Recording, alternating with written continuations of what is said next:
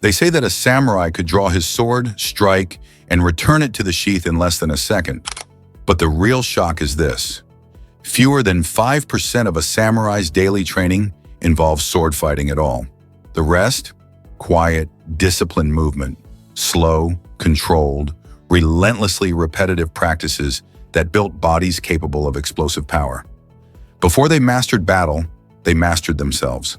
To understand how these warriors stayed battle-ready for centuries, you have to set aside the image shaped by movies. Flashing steel, duels at sunrise, dramatic clashes. The truth is quieter and far more demanding. A samurai's strength came not from the loud parts of life, but the silent ones. From the cold morning air filling their lungs as they knelt in meditation, from the weight of their own body pushing against gravity in low stances, from thousands of squats, hundreds of controlled falls, and endless hours of footwork, simple movements refined to perfection. The story begins not on the battlefield, but in a courtyard before dawn. Imagine stepping into that space. Mist hangs low across the packed dirt. A wooden training sword rests against a weathered rack, and through the stillness you hear it, the soft, rhythmic hush of breathing. A line of young warriors in training kneels perfectly still, eyes closed, their bodies unmoving despite the cold. This was the foundation of everything the samurai would become. Yet most people today have no idea why. To uncover those secrets, we must explore 7 lessons, 7 pillars of physical and mental preparation that shape some of the world's most disciplined warriors. Each one reveals a hidden truth about how they built strength, how they stayed calm in chaos, and how they forged bodies that could endure what ordinary people could not. And each lesson in some way still applies to the life you and I are living right now. Lesson 1. Stillness before strength. The warrior mind begins in silence. If you asked a modern athlete how to become stronger, they might point you toward weights, plyometrics, or high-intensity intervals. But the samurai would begin with something deceptively simple: stillness. Zazen's seated meditation wasn't a spiritual accessory. It was the foundation of their entire physical practice. It taught control, emotional regulation, and a deep instinctive awareness of the body. In a world where battles were unpredictable, often chaotic, and always deadly, the ability to remain calm under threat wasn't just helpful, it was a survival skill. Modern neuroscience reveals why. Slow, steady breathing activates the parasympathetic nervous system, the circuitry responsible for reducing heart rate and maintaining focus. Studies show that even a few minutes of mindful centering can improve reaction time and reduce the kind of panic that clouds judgment. Samurai discovered this centuries before science did. So imagine a warrior sitting in the cool morning air, knees, spine, and shoulders aligned as if pulled upward by an invisible thread. Breath steady, quiet, thoughts drifting past like clouds. This wasn't idleness. This was sharpening the blade of the mind. Long before they lifted a sword, samurai trained the instrument that would decide their fate, their nervous system. The takeaway for us is simple and profound. Before you engage in any demanding task, physical or mental, center yourself. Stillness isn't something that happens after strength. It's where strength begins. Lesson 2. The stances of endurance. Why samurai legs were unshakable. If meditation built the mind, low stances built the body, and not just the thighs, every muscle, tendon, and joint. The samurai trained in stances so low that most modern people would collapse after a few seconds. Kibadachi, the horse stance, required feet wide apart, knees bent, back straight, and weight evenly distributed. It was simple to describe and brutal to hold. Why did they train this way? Because the legs are the foundation of every movement in combat. Whether stepping forward, pivoting, drawing a bow, or absorbing an impact, the samurai relied on lower body stability. Low stances increased strength, mobility, and balance. Over time, the body adapted, building dense tissue around the hips, thighs, and core. Modern sports science confirms what the samurai learned through sweat. Isometric training, holding a position without movement, activates more muscle fibers than many dynamic exercises. It builds endurance, protects joints, and sharpens neuromuscular coordination. When a warrior maintained a horse stance for 10 minutes, he wasn't just training his legs, he was training his will. And there's another truth hidden beneath the surface. Low stances forced the breath to deepen. They demanded patience. They made the heart beat slower and the mind grow quieter. Strength wasn't just a physical output, it was a sensation of being grounded, unmoving, connected to the earth beneath their feet.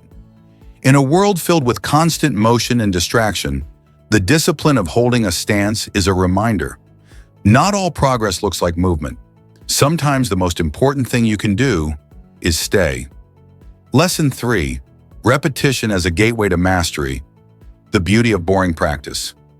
Most people imagine samurai training as dramatic sword drills, but in reality, the majority of their movements were painfully repetitive. The same cut, the same block, the same step, thousands of times. They understood something that even today many athletes struggle with. Mastery isn't born from novelty, it's born from monotony. A training manual from the Edo period describes a young warrior performing a single downward cut 10,000 times in one session. His hands blistered, shoulders burning, breath sharp and steady.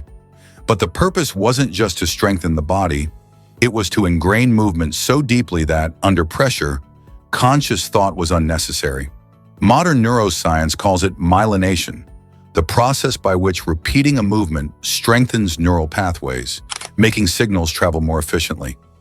Samurai didn't need the vocabulary to understand the mechanism. They felt it. The sword became an extension of the body, not through inspiration, but through repetition. And this applies to far more than combat. Whether learning a language, mastering a skill, or building a new habit, repetition creates identity. The samurai weren't born disciplined. They became disciplined by doing the same things every day until the mundane became sacred. The takeaway is simple. The path to excellence is paved with boredom. If you can learn to love the repetition, you can learn to love the transformation it brings. Lesson 4.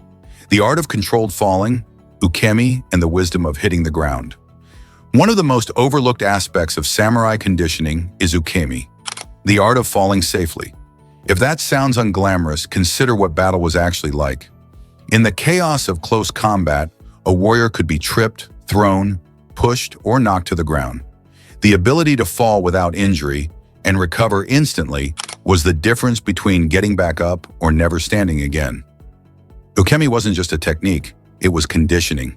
Warriors practiced rolling, slapping the ground to disperse impact, and landing softly. These movements trained flexibility, core strength, spatial awareness, and reaction time. They also built resilience, physically and mentally. To practice falling is to make peace with failure. Modern research on parkour athletes and martial artists reveals that knowing how to fall reduces injury risk dramatically. By distributing force across the body and maintaining relaxation during impact, the body absorbs shock safely. The samurai trained this instinct long before biomechanics existed. This lesson is powerful on two levels.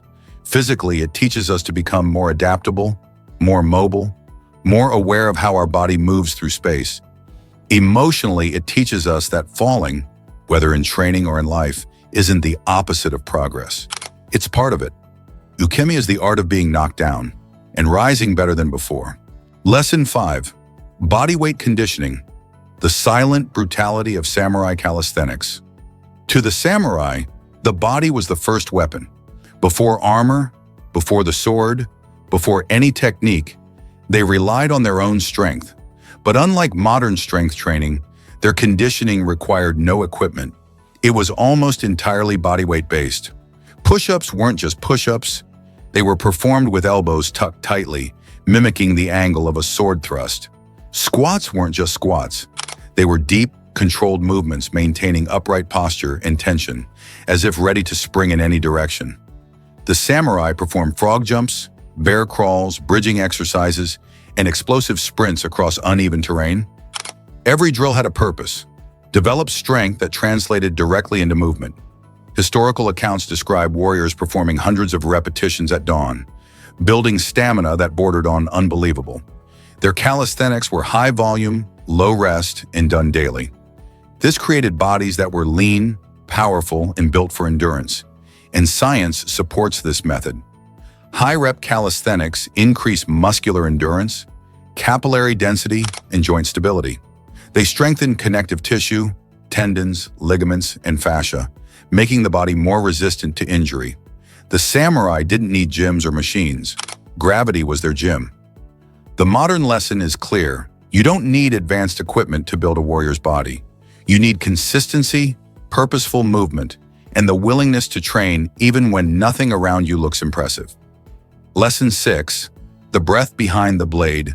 How samurai used oxygen as a weapon. To the untrained eye, a powerful strike looks like raw muscle, but a samurai knew the truth. The force behind every movement came from breath. They trained hara, the center of the body located deep in the abdomen, and synchronized breath with intention. You've probably heard of the ki, the sharp, explosive shout during a strike. But what's often misunderstood is why it exists. The ki was the outward expression of internal breath pressure, tension, and mental focus. It increased power, tightened the core, startled opponents, and synchronized mind and body. But breath training went far beyond shouting. Samurai practiced slow, diaphragmatic breathing to regulate heart rate. They used breath to maintain calm during long marches, to sharpen focus during archery, and to create explosive power during close combat. Modern research shows that breathwork can increase strength output by up to 20%, reduce anxiety, and improve recovery. The samurai may not have known the numbers, but they understood the experience. Breath was the thread connecting body, mind, and movement. The takeaway is something anyone can use immediately. Learn to breathe with intention. Use breath to guide your motion. Tie it to your decisions. Let it anchor your emotions. Breath is the tool you always carry and the one you rarely think about. Lesson 7. Purposeful living. The discipline behind every movement. Perhaps the most profound aspect of samurai conditioning wasn't physical at all. It was philosophical. Their training wasn't separate from life. It was life. Every action, from sharpening a blade to pouring tea, was an opportunity to practice focus, control, and presence. This mindset, famously encapsulated in Bushido, the way of the warrior, shaped their approach to training. Strength wasn't measured by muscle, but by discipline. Mastery wasn't defined by speed, but by consistency. And readiness wasn't created in moments of crisis, but in the quiet hours spent refining simple movements. When we picture a samurai practicing calligraphy, we might assume it was a hobby or a cultural tradition. But in truth, it was physical training. The same breath control used in drawing a perfect brushstroke was the breath used to stabilize the body during combat. The patience required to write a character flawlessly was the patience needed to execute a technique under stress.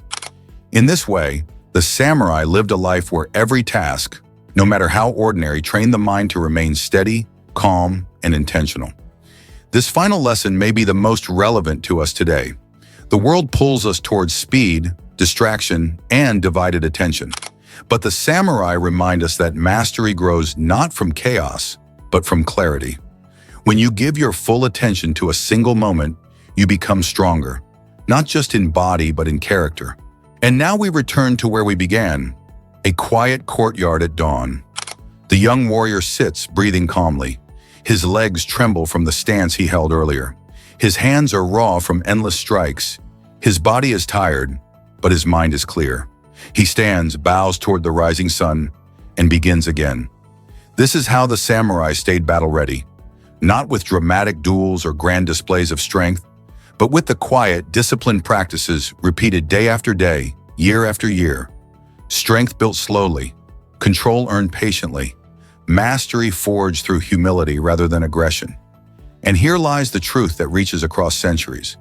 The body you want, the life you want, the strength you admire, is built not by extraordinary moments, but by ordinary ones repeated with purpose.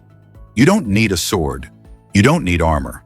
What you need is the willingness to begin, to breathe, to move with intention, to rise each day and refine the person you were yesterday. The samurai are gone, but their lessons remain. Their training wasn't just about surviving battle.